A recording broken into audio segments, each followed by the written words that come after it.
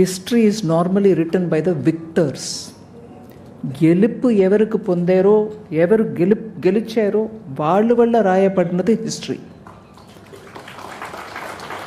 దాంట్లో మంచి ఉంటాయి, చెడు ఉంటుంది.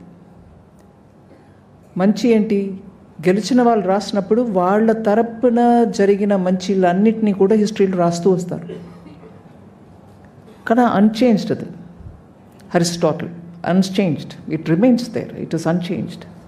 Nobody can change it. What happened, happened.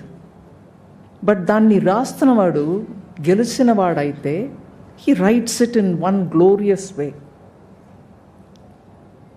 But there are others who are not part of the victorious. వాళ్ళని డిఫరెంట్ లాంగ్వేజెస్లో వాళ్ళ డిఫరెంట్ ఇంటర్ప్రిటేషన్లో హిస్టరీని రాస్తారు. దాన్ని తరతరాలుగా చెప్తారు సబాల్టర్న్ హిస్టరీ, ఇంటర్ప్రిటేటివ్ డిఫరెన్స్ అంటారు. సో హిస్టరీ బుక్ రాయడం అనేది చాలా కఠినమైన exercise. It cannot receive ready acceptance by everybody. So majority history రాసేవాళ్ళు చాలా సంకోచించి రాస్తారు. కొన్ని అంశాలు రాస్తారు, అన్ని అంశాలు రాయరు. కానీ అక్కడ కూర్చున్నప్పటికీ నాకు అనిపించింది, the title of the book is it's a glimpse of world history. Glimpse అనేది ఎందుకు చెప్తున్నారంటే, ఇంత ఉన్న హిస్టరీని వారు చెప్పినట్టు ఒక 300 odd పేజెస్లో కండెన్స్ చేసి రాసినప్పుడు it becomes only picture, small picture. So it's a glimpse. కానీ వారు మాట్లాడుతున్నప్పుడే వారు ఎంత ఇన్వాల్వ్డ్ అయిపోయి, టోటలీ దాంట్లో నిమగ్నం అయిపోయి ఎక్స్పాన్సివ్గా హిస్టరీని రాయదలుచుకొని దాంట్లో ఉన్న ఎస్సెన్స్ని మాత్రం 360 odd పేజెస్లో రాశారు. బట్ వారు మాట్లాడుతున్నప్పుడు మనకు స్పష్టంగా తెలుస్తుంది ఎంత involved, he soaked himself in it. మంచిగా నాని తేలి బయట వచ్చి రాశారు book. At the same time వారు మాట్లాడుతున్నప్పుడు చాలా విషయాలు వారు చెప్తున్నప్పుడు వారు క్యారెక్టర్ ట్రైట్స్ కూడా బయట వస్తున్నాయి. హౌ సింపుల్, లూసిడ్, ఇలా క్రిస్టల్ లైక్ స్పష్టంగా నాకు అర్థమైంది, నేను రాస్తున్నాను అనే టైప్లో.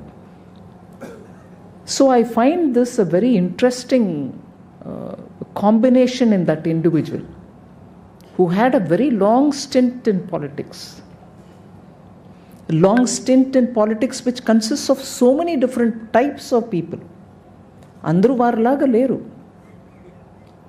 వారికున్న టిపికల్ క్వాలిటీస్ లేనటువంటి ఒక క్షేత్రం రాజకీయం. దాంట్లో 5 terms MLA, 2 terms of member of parliament, by which time వారు పర్సనాలిటీయే మారిపోయి ఉండాల్సింది. కానీ మారలా. He remained himself. And as a result, today, when he sits to do this kind of a very demanding exercise, he's managed to bring out the best, a glimpse of the world history. But varu maatladutunappudu, Honorable Chief Minister cheppinattu, nenu full-ga book ni chadavaledu, but because ee program ku vastunanu kabatti digital version lo I rapidly went through some sections which interested me. అందుకే ఆ line that history is written by victors, what is popularly available.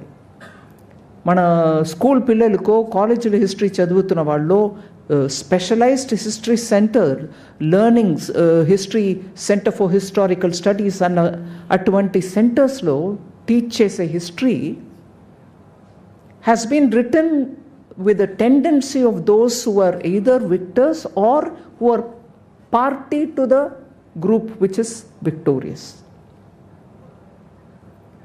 అందువల్ల భారతదేశం ఒక చరిత్ర will still have to be written not once but by many scholars. మనకు ఇప్పుడు అది epic అంటాం, లేకపోతే మన ఏన్షియంట్ మిథాలజీ అనే రాంగ్ పదంని వాడతారు. రామాయణమో మహాభారతం గురించి మాట్లాడుతున్నప్పుడు we treat it as history. మన కల్చరల్ ట్రైట్ ఏంటి? ఇతిహాసం యాజ్ ఇట్ ఇస్ చెప్పడం. యాజ్ ఇట్ ఇస్ చూసిన వాళ్ళు రాస్తే అది ఒకటి. మహాభారతం చూసారా అంటే ఎస్, కురుక్షేత్ర వారని సంజయన్ కళ్ళుతోటి చూసినదే కదా రికార్డ్ అవుతుంది. ఇక్కడ జరిగినదని జరిగినట్టు చెప్పడం. దాంట్లో మంచి వస్తాయి, కొన్ని చెడు వస్తాయి, మనకు ఇష్టమైనవి వస్తాయి, మనకి ఇష్టం కానివి కూడా వస్తాయి. బట్ అది చెప్పడానికంట అంత ఆత్మవిశ్వాసం, self confidence. I will say what is happening before me which is good. I will say before me whatever is happening which may not be up to our liking.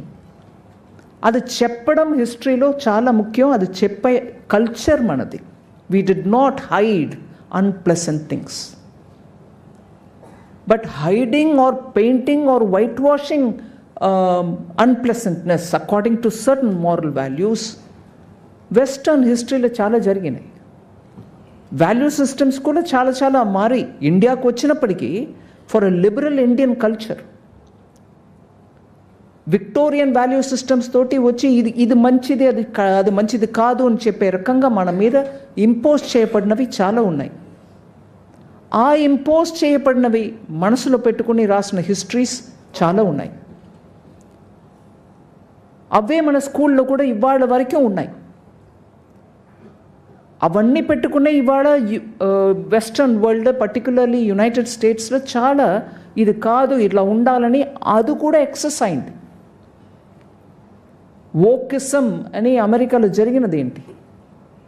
That painted history is coming. మన practice, socio cultural practice అన్నీ కూడా వేరే రకంగా కూడా ఉండాలి, ఇన్క్లూసివ్గా ఉండాలి అని వాళ్ళు పెద్ద ఒక ఎఫర్ట్ చేసి వోకిజం జరిగింది. ఇవాళ ఆఫ్టర్ ట్రంప్ వోకిజం కాదు అని చెప్పుకొని they gone back to something else which was probably what was earlier. అందువల్ల హిస్టరీలో డిస్టార్షన్కి చాలా అటెంప్ట్స్ జరిగాయి. అందువల్ల భారతదేశ హిస్టరీ కూడా ఎయిదర్ మన మీద వచ్చి అటాక్ చేసి రూల్ చేసిన వాళ్ళు రాసిన హిస్టరీ డామినెంట్గా ఉండేది.